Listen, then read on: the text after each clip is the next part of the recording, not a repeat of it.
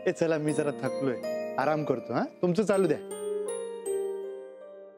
म्हणजे बा तुमचे बाबा आहेत? हो, ते आमचे बाबा आहेत.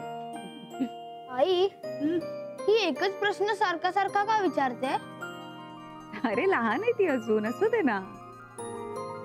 हाय गीता काकी. अगं ये, थकली असशील ना? नाही नाही, काही विशेष नाही. हे घ्या, मुलांसाठी थोडा खाऊ आणलाय. अगं कशाला, लहान आहेत का मुलं आता? असंच हो. इशू, काय हे? हे बघ मम्मा. हे कोणी? विक्रांत काकांनी आणलं?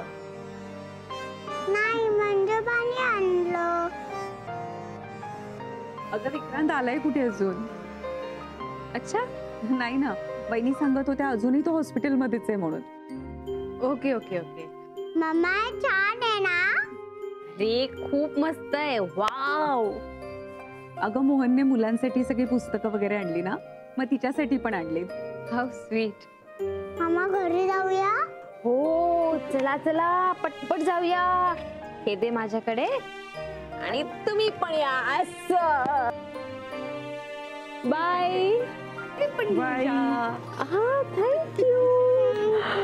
किती सारे पुस्तकं. चलो बाय. Bye bye bye.